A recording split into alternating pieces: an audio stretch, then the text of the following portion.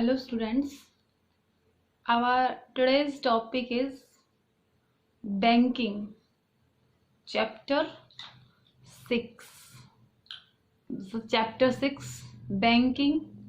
In this we will understand about commercial bank and the central bank.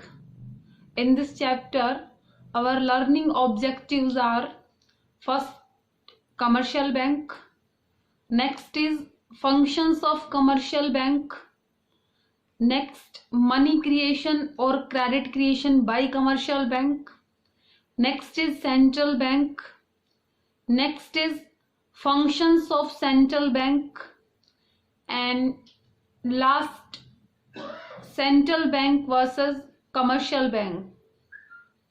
So in this video we will understand first 2 points, that is commercial bank and functions of commercial bank. So what is commercial bank? Commercial bank is an institute which performs the functions of accepting deposits and granting loans and making investment with the aim of earning profits. Commercial bank एक वो institute है जो क्या करती है, deposits को accept करती है, लोन देती है लोगों को, इन्वेस्टमेंट करती है। एम क्या होता है उसका? प्रॉफिट कमाना। ठीक है, तो कमर्शियल बैंक क्या होती है? Commercial bank is an institution which performs the functions of accepting deposits, granting loans and making investments with the aim of earning profits. Some examples of commercial bank is SBI, State Bank of India, PNB, Punjab National Bank, OBC, Oriental Bank of Commerce.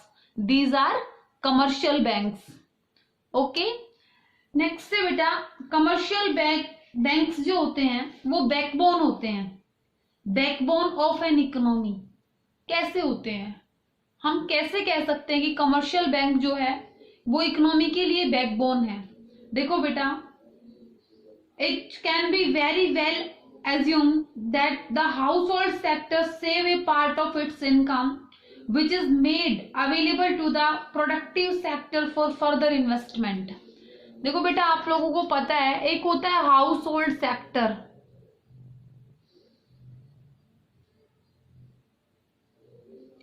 और एक होता है बेटा producer sector. House hold sector क्या करता है? Consumption करने के बाद में कुछ इनकम को रख लेता है, जिसको क्या मानते हैं, क्या कहते हैं? Saving. Saving is that part of income which is not consume. तो क्या हुआ? हाउस होल्ड ने क्या की? सेविंग की। अब क्या होता है, हाउस होल्ड है ना, जो सेविंग जो करता है ना बेटे, उसको ना बैंक में डिपॉजिट कर देता है। Let's suppose this is bank. Okay,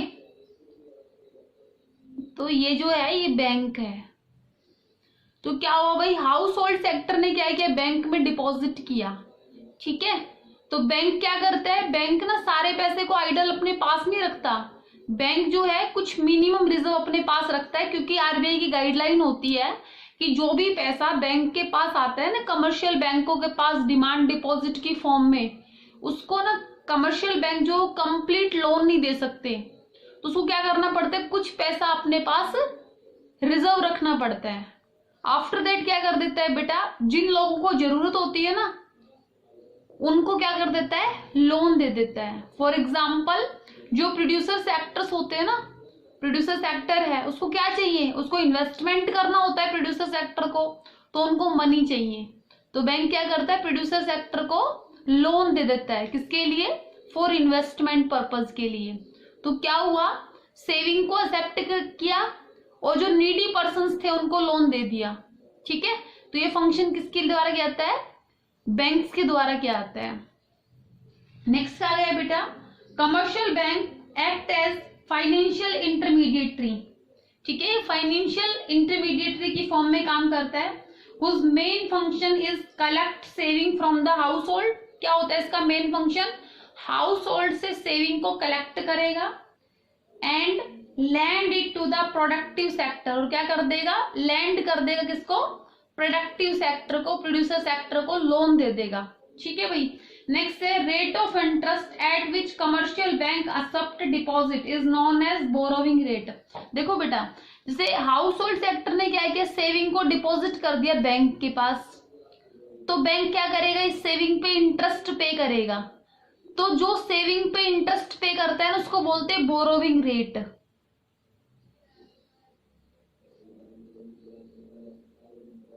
ठीक है।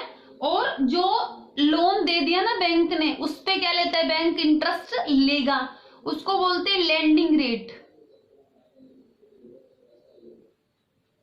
और बेटा जो बोरोइंग रेट होती है ना, मतलब बैंक जो सेविंग पे देता है ना इंटरेस्ट, वो कम होता है, लेकिन जो लोन पे इंटरेस्ट लेता है वो ज्यादा होता है। यही एक तरीका होता है बैंक का प्रॉफिट कमाने का। तो जो बेटा लैंडिंग रेट और जो बोरोइंग रेट में जो डिफरेंस होता है ना, उसको हम बोलते हैं स्प्रेड। ठीक है, क्या बोलते हैं? स्प्रेड। ठीक है, तो यही क्या होता है? यही एक तरीका होता है बैंक को प्रॉफिट कमाने का। ओके, तो बैंक क्या करता है भाई? जो सेविंग को एक्सेप्ट कर लेता है और उसको कहाँ डाल देता है? कहीं ना कहीं इन्वेस्टमेंट के पर्पज से डाल देता है, ताकि क्या हो, उसके इकोनॉमी में फर्दर ग्रोथ हो सके। इस वजह से क्या होता है, कमर्शियल बैंक्स जो होते हैं वो एक इकोनॉमी के लिए बैकबोन की तरह काम करते हैं। ठीक है बेटा। अब हम कहेंगे कि जो कमर्शियल बैंक होते हैं ना बेटा, वो ब्रॉडली ना 3 टाइप्स के होते हैं। एक होते हैं प्राइवेट बैंक, ठीक है, जिनमें क्या होता है, जो इन्वेस्टमेंट जो होता है, पैसा जो लगा होता है, वो किनका लगा होता है? प्राइवेट लोगों का लगा होता है। ठीक है। फॉर एग्जाम्पल क्या हो गए इस बैंक, जो प्राइवेट बैंक कौन से हो गए? बैंक ऑफ बड़ौदा हो गया, देना बैंक हो गया। ठीक है भाई। नेक्स्ट होते हैं बेटा पब्लिक बैंक। पब्लिक बैंक बेटा वो बैंक होते हैं जिनको क्या होता है, जिनमें जो मैक्सिमम शेयर जो होता है वो गवर्नमेंट का होता है। ठीक है, 51% से अबो शेयर जो होता है वो गवर्नमेंट का होता है। For example ICI, HDFC। ठीक है बेटा। फॉरेन बैंक कौन से होते हैं? जो फॉरेन कंट्रीज के बैंक हैं, जो हमारी कंट्री में आए हुए हैं, तो हमारे लिए कौन से बैंक हो गए? वो फॉरेन बैंक हो गए। फॉर एग्जाम्पल बताए city bank, American express bank. ठीक है, ये फॉरेन बैंक हो गए। बेटा आपको पता है टाइम टू टाइम बहुत सारे ऐसे जो बैंक्स है जिनको क्या कर दिया गया? मर्ज कर दिया गया है। ठीक है, तो बहुत सारे ऐसे बैंक है जिनको आपस में मर्ज कर दिया गया है, तो उसके बारे में आप लोगों को अपडेट रहना चाहिए बीइंग अ कॉमर्स स्टूडेंट।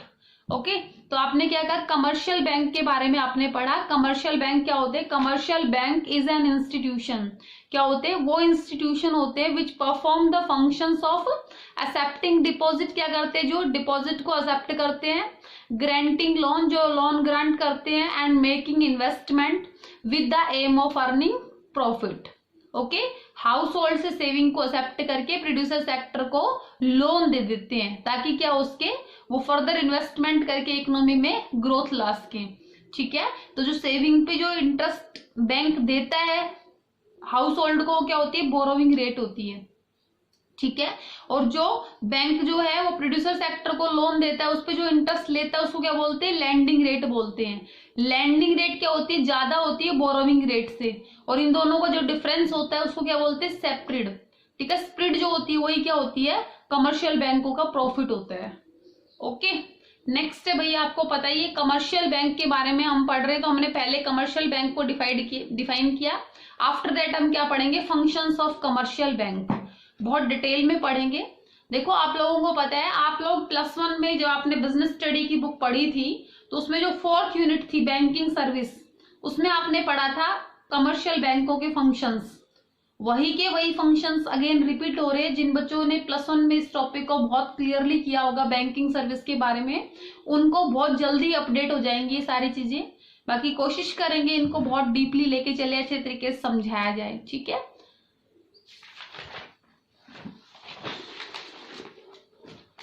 तो बेटा हमारे पास है आप फंक्शंस ऑफ कमर्शियल बैंक। ठीक है। फंक्शंस ऑफ कमर्शियल बैंक में क्या होता है बेटा कि कमर्शियल बैंक जो है वो कौन कौन से फंक्शन करता है। The functions perform by commercial bank can be broadly categorised under two heads. एक होता है बेटा प्राइमरी फंक्शन और एक होता है सेकेंडरी फंक्शन। ठीक है, तो जो प्राइमरी फंक्शन होता है ना, प्राइमरी फंक्शन जो होता है बैंक के द्वारा, उसको हम ना टू पार्ट्स में डिवाइड करते हैं। एक होता है एक्सेप्टिंग डिपॉजिट और एक होता है एडवांसिंग लोन। पता है ना आपको, बैंक क्या करता है, डिपॉजिट्स को एक्सेप्ट करता है और नीडी पर्सन्स को लोन देता है। ठीक है, तो सबसे पहले हम पढ़ेंगे एक्सेप्टिंग डिपॉजिट्स। बैंक जो लोगों की डिपॉजिट्स को एक्सेप्ट करता है वो किन किन फॉर्म्स में एक्सेप्ट करता है। ओके, तो हमारा फर्स्ट प्राइमरी फंक्शन जो है उसका फर्स्ट पार्ट क्या है, एक्सेप्टिंग डिपॉजिट्स। देखो, it is the most important function of commercial bank. They accept deposit in several form according to requirement of different section of the society। बेटा जो society के जो डिफरेंट सेक्शंस हैं उनकी requirement के अकॉर्डिंग जो है कमर्शियल बैंक बहुत सारी फॉर्म्स में डिपॉजिट को एक्सेप्ट करता है। The main kinds of deposits are, देखो बता रखा है, सबसे पहले बताया करंट अकाउंट डिपॉजिट और डिमांड डिपॉजिट। देखो बेटा करंट अकाउंट डिपॉजिट कौन खोलता है, जो जिन बच्चों के फादर्स जो है वो बिजनेसमैन है उनको पता होगा कि क्या होता है, बिजनेसमैन के यहाँ पे क्या होता है, करंट अकाउंट ओपन किया जाता है। क्योंकि उनके यहाँ पे क्या होता है, ट्रांजेक्शन्स जो होती है ना बहुत ज्यादा होती हैं, पर डे ट्रांजेक्शन बहुत ज्यादा होती हैं। तो क्या होता है, करंट अकाउंट ओपन किया जाता है। क्योंकि जो अदर टाइप्स ऑफ अकाउंट होते हैं बेटा उनमें बहुत सारी ट्रांजेक्शन करने की परमिशन नहीं होती, इसलिए उनको क्या करना पड़ता है, करंट अकाउंट ओपन करना पड़ता है। तो करंट अकाउंट क्या होता है बेटा, these deposits refer to those deposits which are repayable by the bank on demand. क्या करता है बैंक जो है वो जब भी आपको विड्रॉ करना है तो आप उसको कर सकते हो, किसी को भी पेमेंट करना है तो आप इस अकाउंट से कर सकते हो। ठीक है, such deposits are generally mention by businessman. जो करंट अकाउंट होते हैं वो किसके होते हैं बेटा, मोस्ट ऑफ जो बिजनेसमैन होते हैं ना भाई उनका होता है करंट अकाउंट। ठीक है, नेक्स्ट है बेटा इसमें they can draw upon by cheque without any restriction. ये क्या कर सकते हैं, जो चेक से ना ये विड्रॉ कर सकते हैं। ठीक है, ये क्या होते हैं, चेकेबल डिपॉजिट्स होते हैं। Bank don't pay any interest on these account. जो करंट अकाउंट होता है ना बेटा उसके ऊपर ना बैंक कोई भी इंटरेस्ट पे नहीं करता। Rather bank impose service charges for running these account. जबकि बैंक क्या लेता है, इन पे सर्विस चार्जेस लेता है, क्योंकि सर्विस प्रोवाइड कर रहा है ना बैंक। भाई आप बार बार विड्रॉ कर रहे हो, बार बार डिपॉजिट कर रहे हो, तो बैंक की हेडेक बढ़ी हुई है। बैंक आपको सर्विस प्रोवाइड कर रहा है, बैंक आपका पैसा तो यूज कर ही नहीं पा रहा, तो बैंक आपको इंटरेस्ट क्यों देगा। तो क्या होता है बेटा, करंट अकाउंट जो होता है उसको हम डिमांड डिपॉजिट भी बोलते हैं। जब भी आप डिमांड करोगे तो बैंक आपके पैसे को रीपे करेगा। ठीक है, आपने बैंक को पे कर दिया, बैंक आपको रीपे कर देगा। ठीक है, ये जो अकाउंट होता है मोस्ट ऑफ कौन खुलवाते हैं, बिजनेसमैन खुलवाते हैं। और ये क्या होते हैं, ये चेकेबल विड्रॉल हो सकता है, आप चेक के थ्रू इनको विड्रॉ कर सकते हो इसके पैसे को। और क्या होता है, बैंक जो है इनके ऊपर इंटरेस्ट पे नहीं करता बल्कि चार्जेस लेता है। जो होल्डर्स होते हैं ना इन अकाउंट्स के होल्डर, उनसे बैंक क्या लेता है, चार्जेस लेता है। ओके, नेक्स्ट होता है बेटा फिक्स्ड डिपॉजिट और टाइम डिपॉजिट। देखो ये डिमांड डिपॉजिट था और ये टाइम डिपॉजिट था। मनी वाले चैप्टर में भी मैंने डिफरेंस बताया था आपको, डिमांड डिपॉजिट और टाइम डिपॉजिट में क्या डिफरेंस होता है। ठीक है, अब हम फिर से पढ़ते हैं फिक्स्ड डिपॉजिट, जिसको हम क्या बोलते हैं, एफडी। ठीक है, और टाइम डिपॉजिट भी बोलते हैं। देखो fixed deposit refer to those deposit in which the amount is deposited with bank for a fix period of time. ये क्या होता है बेटा, एक पीरियड ऑफ टाइम के लिए डिपॉजिट कर दिया जाता है पैसा। हो सकता है वो 3 ईयर भी हो या 5 ईयर के लिए भी आपने पैसा डिपॉजिट कर दिया हो। ठीक है, इसमें क्या होता है बेटा, जिस दिन आपने पैसा डिपॉजिट किया है वहां से लेके जब तक आपकी मैच्योरिटी डेट नहीं आएगी उससे पहले आप पैसे को विड्रॉ नहीं कर सकते। लेकिन इमरजेंसी सिचुएशन में अगर आप विड्रॉ करोगे तो बैंक कुछ डिडक्शंस करेगा, बैंक आपका कुछ पैसा काट लेगा। ठीक है, तो बेटा एफडी जो होती है ना उसमें हम क्या कहेंगे, fixed deposit refers to those deposit in which the amount is deposited with bank for a fix period of time. ठीक है, फिक्स पीरियड के लिए आपने बैंक में पैसा डिपॉजिट कर दिया। अब आप सोच के देखो बेटा, फिक्स डिपॉजिट है मतलब बैंक जो है, बैंक को ये बैंक एश्योर हो गया इस मामले में कि भाई आप ये पैसा जो बैंक जो है वो 3 से लेके 5 साल तक उस पैसे को इजीली यूज कर सकता है।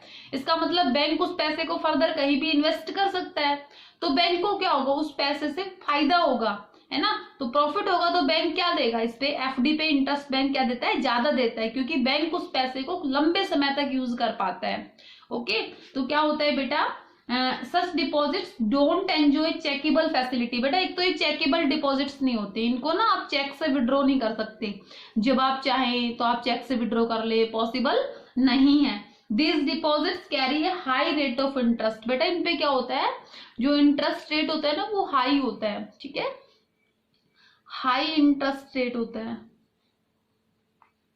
पता है ना, क्योंकि क्या होता है, बैंक जो इस पैसे को लंबे टाइम के लिए यूज कर सकता है, तो इसमें क्या होता है, बैंक हाई इंटरेस्ट पे करेगा कंपेरेटिवली सेविंग अकाउंट से।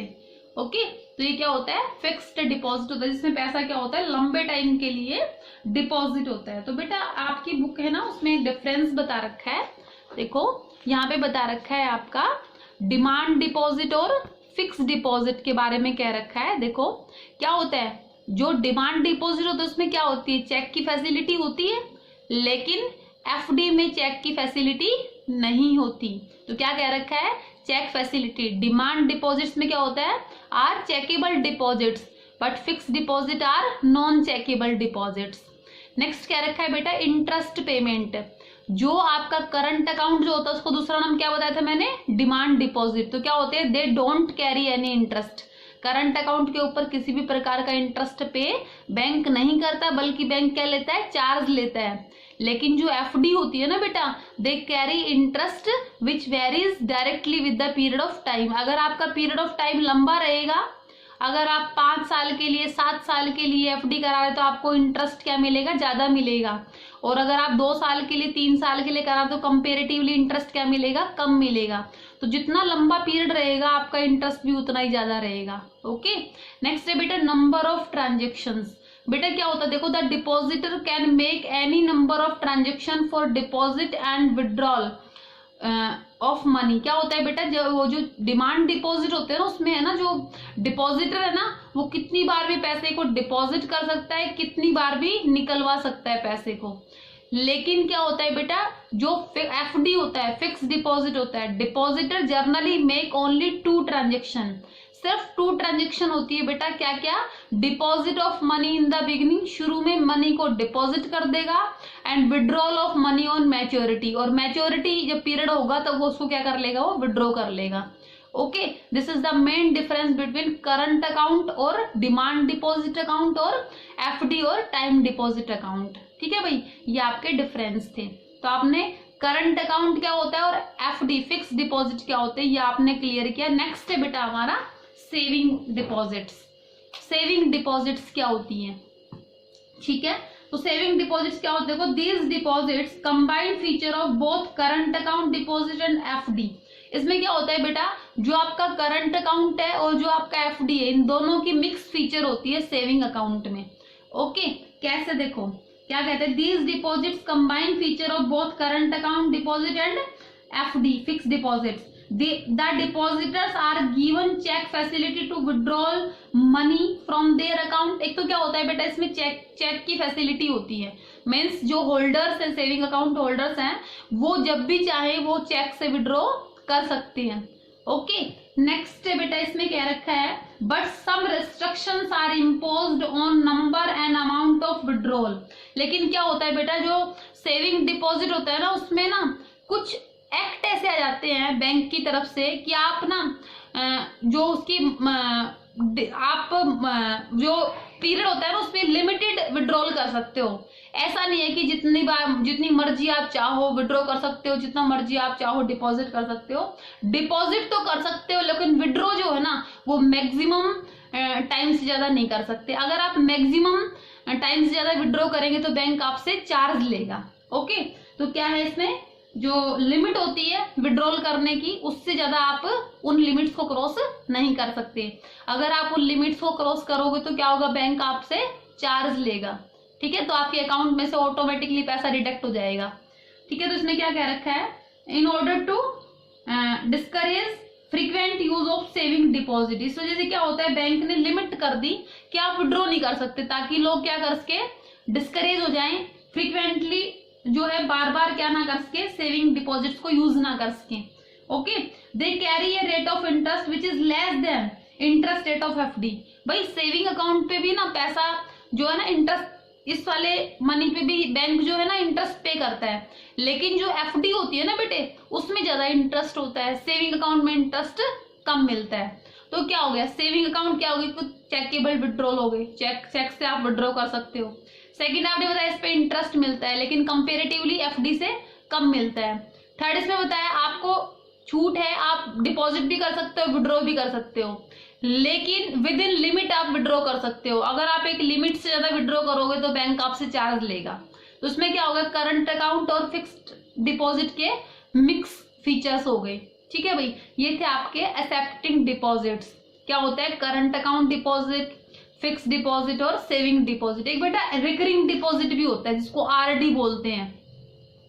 रिकरिंग डिपॉजिट में क्या होता है, आप ना पैसा डिपॉजिट करते हो बैंक में, ठीक है, आपने कहा जब 5 साल के लिए मैं पैसा डिपॉजिट करूंगा और हर महीने ना 1000 रुपए पे करूंगा, वो क्या होता है, रिकरिंग डिपॉजिट होते हैं। ठीक है, तो इस तरीके से बेटा बहुत सारे टाइप होते हैं। ब्रॉडली हमारी बुक में 3 ही टाइप मेंशन है, current account deposit, fixed deposit और सेविंग डिपॉजिट।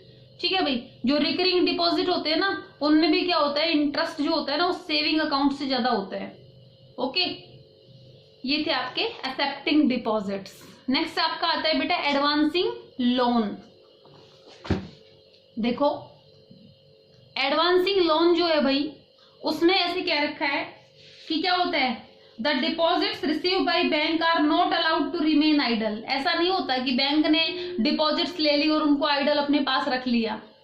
ठीक है, तो क्या होता है, so after keeping certain cash reserve, क्या करता है बैंक, कुछ कैश रिजर्व अपने पास रख के the balance is given to needy borrowers, जिनको जरूरत होती है ना उनको क्या कर देता है, पैसा दे देता है लोन की फॉर्म में। And interest is charge from them, और उनसे क्या लेता है, इंटरेस्ट चार्ज करता है। Which is the main source of earning of these bank, ये क्या होती है, बैंक की मेन अर्निंग सोर्स होती है। ठीक है, क्योंकि सेविंग पे तो बैंक इंटरेस्ट देता है, तो उससे तो बैंक को कोई अर्निंग नहीं हुई ना, तो बैंक क्या करेगा, वो जो पैसा उसके पास सेविंग की फॉर्म में आया है उसमें से कुछ पैसा मिनिमम रिजर्व की फॉर्म में रख के बाकी क्या कर देगा, जो नीडी पर्सन है उसको उधार दे देगा और उनसे क्या लेगा, इंटरेस्ट लेगा। तो यही तो क्या हो गई, बैंक की इंटरेस्ट इनकम हो गई। ठीक है, तो बैंक किस किस तरीके से लोन देता है, देखो क्या रखा है कि different types of loan and advances made by commercial banks are. सबसे पहले क्या हो गया, कैश क्रेडिट हो गया। कैश क्रेडिट देखो बेटा, cash credit refers to a loan given to the borrower against his current asset like share, stock and bonds. इसमें क्या होता है बेटा, ध्यान से समझना, कैश क्रेडिट देखो इसके नाम पे ही कुछ अलग से दिख रहा है, इसको समझो। कैश क्रेडिट मतलब उधार दिया है कैश। कैसे, देखो आपने क्या किया, जो लोन लेने वाला है ना वो क्या करेगा, इसके पास कोलेट्रल रखेगा, सिक्योरिटी रखेगा, क्या, फाइनेंशियल एसेट्स। फाइनेंशियल एसेट्स के बारे में कल ही बात हुई थी, क्या होते हैं, शेयर्स, बॉन्ड्स, क्या रख दिया आपने बैंक के पास, इनको सिक्योरिटी की फॉर्म में रख दिया। ठीक है, तो बैंक है ना इन सिक्योरिटी के हिसाब से लिमिट फिक्स करता है कि बैंक आपको कितना लोन देगा। ठीक है, तो बैंक क्या करेगा, बैंक जैसे ही आपकी सिक्योरिटी को लेगा, बैंक आपको लोन दे देगा। ठीक है, तो बैंक क्या करता है बेटा, बैंक जो भी लोन लेने वाला होता है ना उसका खाता खोलता है, पहले उसका अकाउंट ओपन करता है और उसके अकाउंट में पैसे को ट्रांसफर कर देता है, मतलब डेबिट क्रेडिट करता है बैंक सिर्फ, है ना, पैसा तो बैंक के पास ही होता है। तो बैंक ने क्या किया, जो भी होल्डर है उसके अकाउंट में जो लोन था उसको ट्रांसफर कर दिया। अब देखो जो जिसने लोन लिया है ना वो जितना कैश विड्रॉ करेगा, जैसे लेट्स सपोज उसने ना 1 लाख रुपए का लोन लिया था, ठीक है, लेकिन उसने सिर्फ कितना विड्रॉ किया कैश, बैंक में से 20,000 रुपीज का कैश विड्रॉ किया, तो सिर्फ है ना बेटा उसको 20,000 रुपीज के ऊपर इंटरेस्ट पे करना पड़ेगा।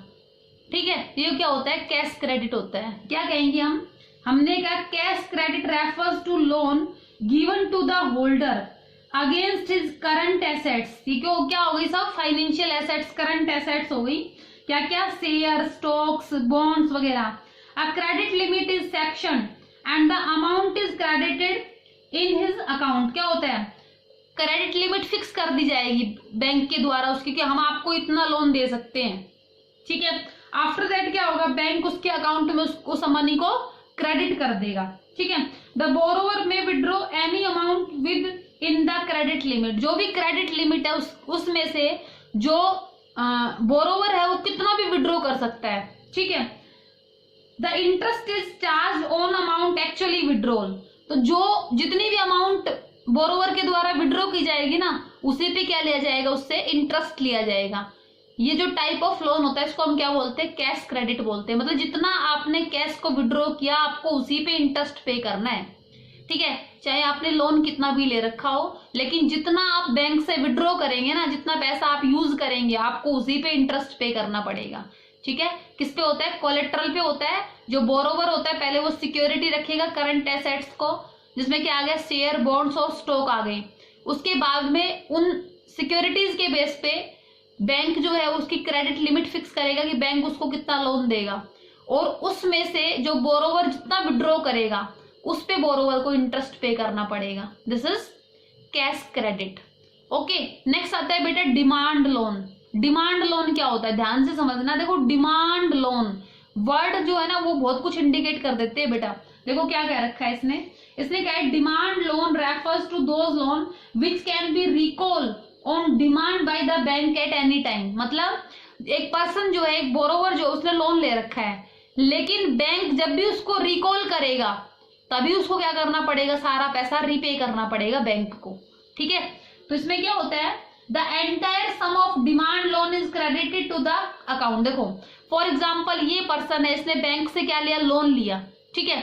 तो क्या होगा, बैंक जैसे ही बैंक से लोन लेगा ना तो बैंक किसके अकाउंट में क्या कर देगा, क्रेडिट कर देगा सारी अमाउंट को, ठीक है। अब चाहे वो आधा पैसा विड्रॉ करे, चाहे वो कुछ भी विड्रॉ ना करे, चाहे वो सारा पैसा विड्रॉ करे, बैंक उससे कंप्लीट जो अमाउंट में लोन दिया है ना उस पे इंटरेस्ट लेगा बैंक उससे, चाहे उसने विड्रॉ किया पैसा, चाहे उसने यूज किया या नहीं किया, ठीक है। और ये क्या होता है, इसको क्या बोलते हैं, डिमांड लोन बोलते हैं। क्या किया जाएगा इसमें, the entire sum of demand loan is credited to the account and interest is payable on entire sum. जो भी एंटायर सम है उसके ऊपर इंटरेस्ट पे किया जाएगा। फॉर एग्जाम्पल जब मान लो बोरोवर जो है उसने 1 लाख रुपीज का लोन लिया, तो चाहे उसने उस पैसे को विड्रॉ ही नहीं किया 6 महीने तक, 2 महीने तक, 4 महीने तक, तो भी उसको क्या करना पड़ेगा, कंप्लीट जो लोन की अमाउंट है उस पर क्या करना पड़ेगा, उसको इंटरेस्ट पे करना पड़ेगा, ठीक है। और जब भी बैंक डिमांड करेगा उसको बैंक का जो पैसा है उसको रीपे करना पड़ेगा, ओके। नेक्स्ट आता है बेटा शॉर्ट टर्म लोन, ठीक है। नेक्स्ट है शॉर्ट टर्म लोन। इसमें देखो they are given as personal loan against some collateral security. ये भी क्या होते हैं बेटा, कुछ सिक्योरिटी रख के लोन दिया जाता है बैंक की तरफ से, ठीक है। The money is credited to the account of borrower and borrower can withdraw money from his account, ठीक है। क्या होता है बेटा, जो भी बोरोवर जो होता है उसके अकाउंट में बैंक क्या कर देता है, उसके अकाउंट में पैसे को क्रेडिट कर देता है, ठीक है। तो बोरोवर जो है वो कितना भी उसको विड्रॉ कर सकता है, ठीक है। जितना भी विड्रॉ करे या मत करे, लेकिन उसको कंप्लीट अमाउंट पे इंटरेस्ट पे करना पड़ेगा, ठीक है। ये क्या होता है, शॉर्ट टर्म लोन होता है, ठीक है भाई। तो इसमें क्या हुआ, आपको समझ में आ गया होगा, they are given as personal loan against some collateral security. कुछ सिक्योरिटी रखा के लोन दिया जाता है ये। और इसमें क्या होता है, the money is credited to the account of borrower. जो अकाउंट ऑफ बोरोवर है उसके अकाउंट को क्रेडिट कर देता है मनी से। और क्या होता है, interest is payable on the entire sum of loan granted. जितना भी लोन पे किया गया उसके ऊपर उसको इंटरेस्ट पे करना पड़ेगा। ये शॉर्ट टर्म होता है। जो डिमांड लोन होते हैं वो लॉन्ग टर्म होते हैं, ठीक है। टर्म लोन जिनको बोलते हैं ना वो क्या होते हैं, लॉन्ग टर्म के लिए होते हैं, ठीक है भाई। तो क्या होगा, कैश क्रेडिट, जिसमें कैश जितना विड्रॉ करेगा उस पर इंटरेस्ट पे करना पड़ेगा। डिमांड लोन जब भी बैंक रिकॉल करेगा आपको रीपे करना पड़ेगा। शॉर्ट टर्म थोड़े टाइम के लिए देते हैं सिक्योरिटी के बेस पे, और जितना भी पैसा उसने लोन पे लिया है, चाहे उसने विड्रॉ किया है नहीं किया है, उसके ऊपर उसको इंटरेस्ट पे करना पड़ेगा। ये होती है बेटा बैंक के लोन देने की फॉर्म्स। और भी बहुत सारी फॉर्म्स हैं, लेकिन जितना है उतना ही कवर करेंगे एक बार, ठीक है। नेक्स्ट होता है बेटा, एक छोटी सी बात है, conditions for a financial institute to become a bank. देखो आपकी बुक में लिखा हुआ है क्या क्या कंडीशंस है, कोई भी फाइनेंशियल इंस्टीट्यूट जो है वो बैंक कब बन सकती है। तो उन्होंने बताया the main function of commercial bank is to accept deposit and advance loan. Bank का क्या मेन फंक्शन होता है? डिपॉजिट्स को एक्सेप्ट करना और एडवांस लोन देना। A financial institute can be A banking institute only when it perform both the function. कोई भी फाइनेंशियल इंस्टीट्यूट जो है वो बैंकिंग इंस्टीट्यूट बन जाएगी अगर वो दोनों फंक्शंस को परफॉर्म करे। कौन कौन से? एक्सेप्टिंग डिपॉजिट्स और एडवांसिंग लोन के।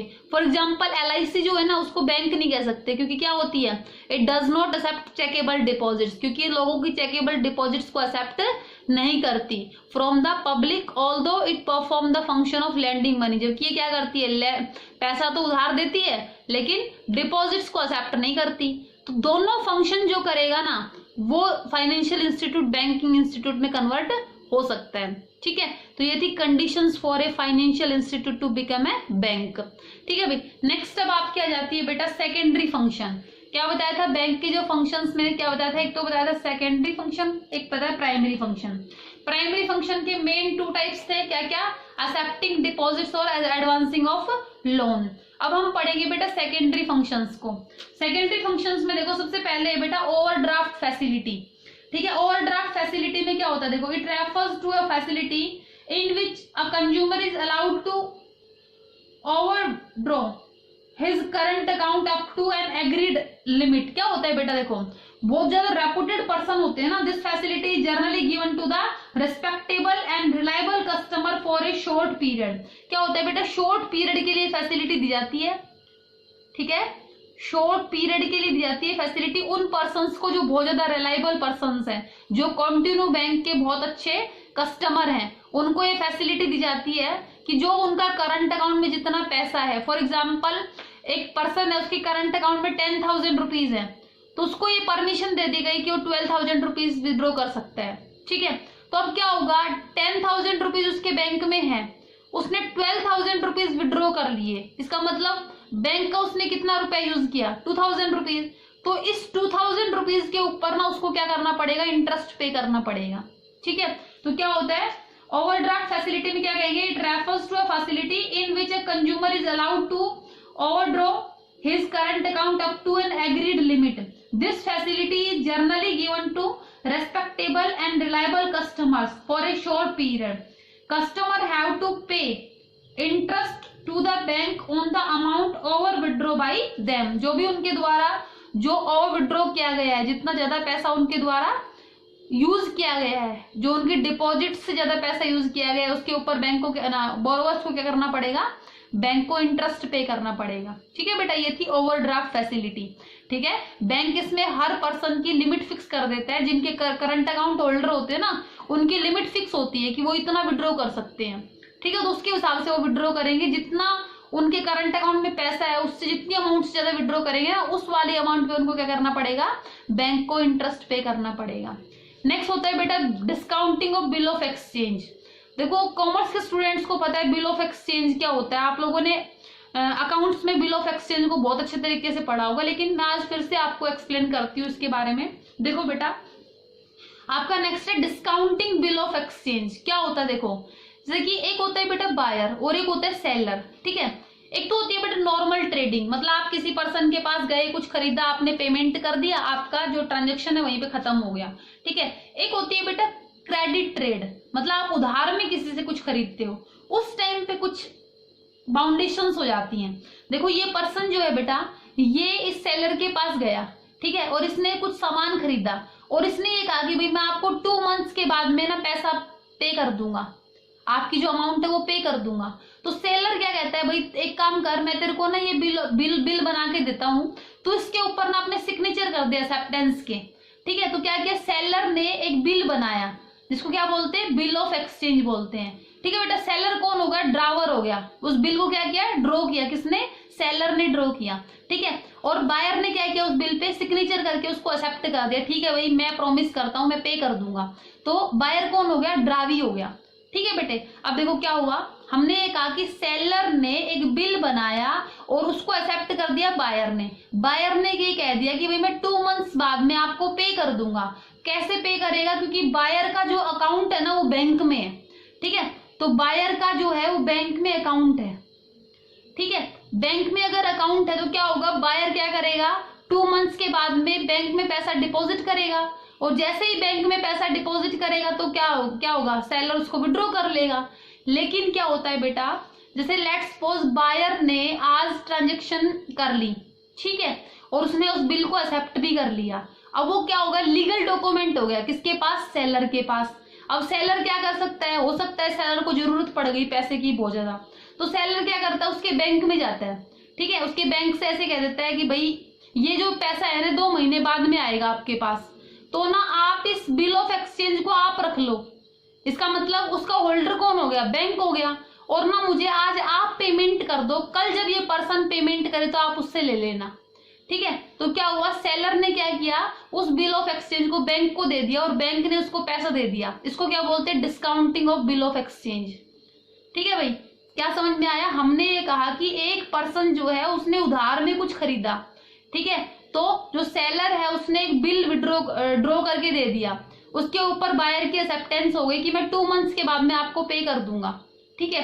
तो ये क्या होता है, जो सेलर जो होता है वो बैंक में जाके उस बिल को डिस्काउंटिंग करा लेता है, बैंक उस पे क्या करता है, कुछ कमीशन काट लेता है। लेट्स सपोज उसने, उस पर्सन ने 10,000 रुपए का माल खरीदा था, ठीक है, तो 10,000 रुपए का बिल ड्रॉ कर दिया, तो क्या होगा, बैंक जो है ना उस 10,000 को क्या कर लेगा, उस 10,000 के बिल ऑफ एक्सचेंज को अपने पास रख लेगा। और लेट्स सपोज बैंक ने 9500 रुपए दे दिए, इसका मतलब 500 रुपए बैंक ने रख लिए। अब क्या होगा, बैंक को जब मिलेंगे तो 10,000 ही मिलेंगे, तो क्या हो गया, बैंक को फायदा हो गया ना। तो इस तरीके से क्या होता है, discounting of bill of exchange होता है, ठीक है। तो बिल ऑफ एक्सचेंज के बारे में बेटा हम ये कहेंगे,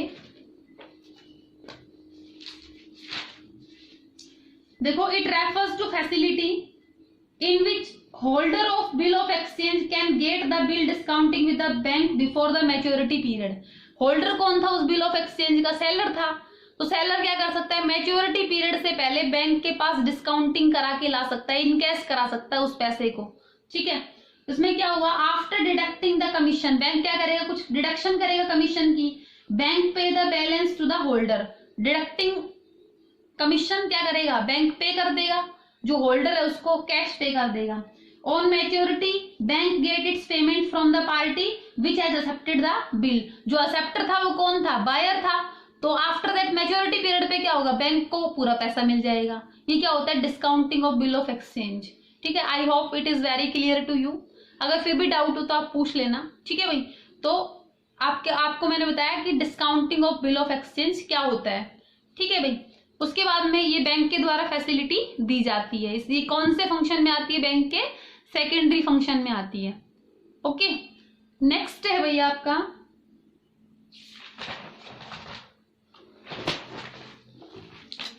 एजेंसी फंक्शन। एजेंसी फंक्शन क्या होते हैं बेटा, बैंक जो है ना, bank commercial bank also perform certain agency function for their customer. अपने कस्टमर के लिए कुछ एजेंसी फंक्शन परफॉर्म करता है bank. For these services bank charge some commission from their clients. क्या करता है बैंक, अपने क्लाइंट से कुछ कमीशन लेता है इन फंक्शंस को करने के। सम ऑफ एजेंसी फंक्शंस आर, कुछ फंक्शंस बता रखे हैं बेटा, एजेंसी फंक्शंस बता रखे हैं, ध्यान से समझना, बहुत इंपॉर्टेंट है। बहुत सारे फंक्शंस ऐसे हैं जो आप बिजनेस स्टडी की बुक में +1 में पढ़ चुके हो। सबसे पहला है बेटा ट्रांसफर ऑफ फंड्स। आपको पता है ट्रांसफर ऑफ फंड्स में क्या होता है, bank provide the facility of economical and easy remittance of fund from place to place with the help of instruments. क्या होता है बेटा, बैंक क्या करता है, ये फैसिलिटी देता है कि आप ना किसी भी प्लेस पे किसी भी टाइम पे अपने फंड्स को ट्रांसफर कर सकते हो, ठीक है। एक तो होता है बेटा मैनुअल ट्रांजेक्शन जो आप बैंक में जाके करते हो, और एक होती है ऑनलाइन ट्रांजेक्शन जो कि बैंकिंग ऐप वगैरह से आप करते हो, ठीक है। तो इसमें क्या बता रखा है, एक तो डिमांड ड्राफ्ट हो गया जो आप बैंक में जाके एक परफॉर्मा फिल करते हो, आफ्टर दैट आप किसी के अकाउंट में भी फंड को अपना ट्रांसफर कर सकते हो, ठीक है। और एक होता है मेल ट्रांसफर। ये क्या होते हैं, ऑनलाइन ट्रांजेक्शन जो होती है ना बैंकिंग एप्स के थ्रू, वो क्या होती है, क्या बोलोगे आप उसको, ट्रांसफर ऑफ फंड्स, ठीक है। तो ये था बेटा आपका ट्रांसफर ऑफ फंड्स।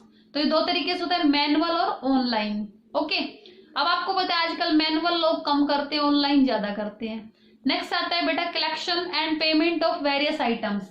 बैंक पता है क्या करता है, bank commercial bank collects cheque, bills, interest, dividend, subscriptions, rent and other periodical receipts on the behalf of their customer and also make payments of taxes, interest premium etcetera on standing instruction of their clients. क्या होता है बेटा, bank ना बहुत सारे ऐसे function करता है जिसमें बैंक क्या करता है, कलेक्शन भी करता है और पेमेंट भी करता है। ठीक है, बैंक क्या करता है, बैंक जो है सपोज करो एक मकान मालिक है, ठीक है, मकान मालिक जो है उसने अपने मकान किराए पे दे रखे हैं, तो क्या होता है वो जो पैसा रेंट का जो पैसा है वो बैंक क्या करेगा, कलेक्ट करेगा। ठीक है, और लेट्स सपोज एक पर्सन है जिसने LIC करा रखी है, तो बैंक क्या करता है उसकी LIC की जो इंश्योरेंस प्रीमियम उसकी पेमेंट करता है। तो इस तरीके से बैंक क्या करता है बेटा, बहुत सारे आइटम्स ऐसे होते हैं जिनकी कलेक्शन करता है और जिनकी पेमेंट करता है। ठीक है, आपने देखा होगा कई बार हम क्या करते हैं, को बहुत सारे जो हमारे व्हीकल्स हैं उनको हम EMI पे खरीद लेते हैं, इंस्टॉलमेंट्स पे खरीद लेते हैं, तो बैंक क्या करता है उसकी पेमेंट करता रहता है टाइम टू टाइम। तो ये सब बैंक के द्वारा बेटा एजेंसी फंक्शन किए जाते हैं। नेक्स्ट आता है बेटा purchase and sale of foreign exchange. क्या होता है देखो, purchase and sale of foreign exchange क्या होता है बेटा, जो some central banks are authorised by the central bank. बेटा कुछ जो RBI है ना, RBI कुछ सेंट्रल जो कमर्शियल बैंक जो होते हैं ना उनको ना नॉमिनेट कर लेती है और उनसे क्या करवाती है, जो फॉरेन एक्सचेंज है ना वो सेल और परचेज कर सकते हैं। मतलब आपको पता है सबसे बड़ा बैंक कौन है, RBI, that is central bank. तो सेंट्रल बैंक क्या करता है बेटा, कुछ कमर्शियल बैंक को नॉमिनेट कर देता है और उनको ये परमिशन दे देता है कि वो फॉरेन एक्सचेंज मतलब फॉरेन करेंसी उसको क्या कर सकते हैं, सेल और परचेज कर सकते हैं। जैसे हमारे देश में बेटा बहुत बड़े बड़े उद्योगपति हैं, ठीक है, तो उनको क्या चाहिए, इंपोर्ट एक्सपोर्ट करने के लिए फॉरेन एक्सचेंज चाहिए, तो क्या करते हैं कमर्शियल बैंक जो है ना उनको परमिशन देता है सेंट्रल बैंक, तो क्या कर सकते हैं वो फॉरेन एक्सचेंज को परचेज और सेल कर सकते हैं।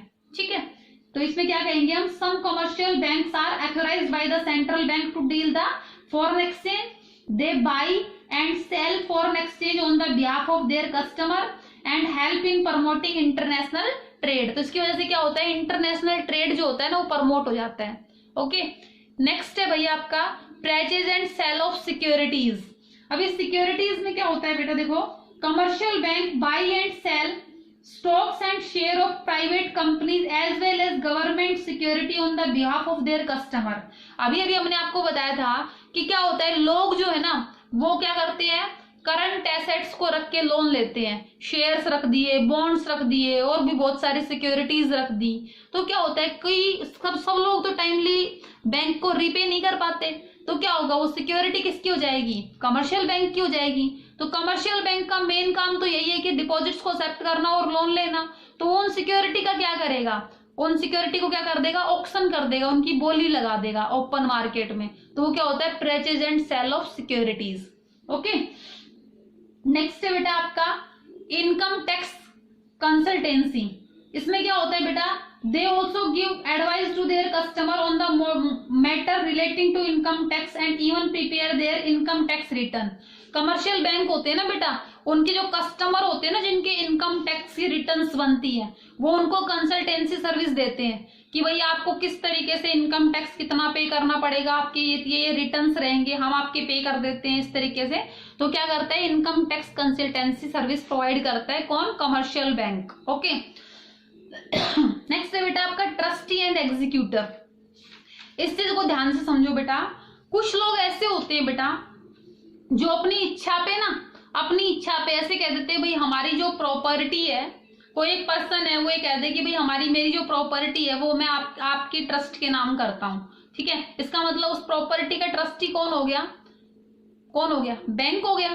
ठीक है भाई, और एग्जीक्यूटर का मतलब क्या होता है, जब उस पर्सन की डेथ हो जाएगी तो उस प्रॉपर्टी को जो है एग्जीक्यूट कर देगा, मतलब जो कमर्शियल बैंक है उसको सेल करके और उसको इनकैश कर लेगा। ठीक है, तो इस तरीके से क्या होता है, बैंक जो है वो ट्रस्टी भी है और एग्जीक्यूटर भी है। तो क्या कहे देखो, commercial bank preserve the wills of their customer, जो भी लोगों की इच्छाएं होती है उसके बेस पे क्या बन जाता है, ट्रस्टी बन जाता है उनकी प्रॉपर्टी का। ठीक है, and execute them after their death as executor, और एग्जीक्यूटर की फॉर्म में क्या कर देता है, उनको एग्जीक्यूट कर देता है जब उनकी डेथ हो जाती है। तो ठीक है बेटा, नेक्स्ट है बेटा आपका letter of reference. They give information about the economic position of their customers to trader and provide the similar information about their trader to their customer। देखो एक बेटा एक पर्सन है ये और एक पर्सन है ये, इन दोनों को आपस में ट्रांजेक्शन करनी है, तो ये पर्सन इससे दूर है, दोनों एक दूसरे से बहुत दूर है, तो ये क्या करता है, लेटर ऑफ रेफरेंस है ना, बैंक की तरफ से एक ऐसा जरिया होता है जिससे सेलर को अपने बायर के बारे में और बायर को अपने सेलर के बारे में उनकी जो इकोनॉमिक पोजीशन होती है ना उसके बारे में पता चल जाता है। किसके थ्रू, लेटर ऑफ रेफरेंस के थ्रू। तो ये फैसिलिटी कौन प्रोवाइड करता है, कमर्शियल बैंक प्रोवाइड करता है। ठीक है, तो लेटर ऑफ प्रेफरेंस के थ्रू रेफरेंस के थ्रू क्या होता है, जो बायर और जो सेलर होते हैं ना उनकी इकोनॉमिकल कंडीशन के बारे में वो आइडेंटिफाई कर सकते हैं, पता लगा सकते हैं, क्लियर कर सकते हैं इस कंसेप्ट को। ठीक है भाई, लास्ट बेटा आपका थोड़ा सा बच गया, आज वीडियो थोड़ी लंबी हो गई।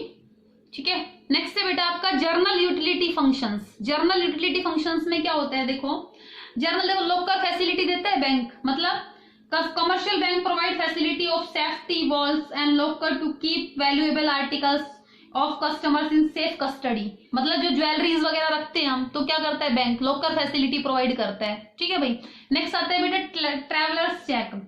ट्रैवलर्स चेक में क्या होता है बेटा, जब हम जर्नी पे जाते हैं तो कैश को होल्ड करना रिस्की होता है, तो बैंक क्या कर देता है, ट्रैवलर चेक इश्यू कर देता है। ठीक है, ये होते हैं ट्रैवलर्स चेक। जब हम ट्रैवल करते हैं तो उस ड्यूरिंग बैंक जो है ट्रैवलर चेक इश्यू कर देता है, जिसके बेस पे हम अपना जो भी लेन देन है वो कर सकते हैं, ट्रांजेक्शन्स को कर सकते हैं।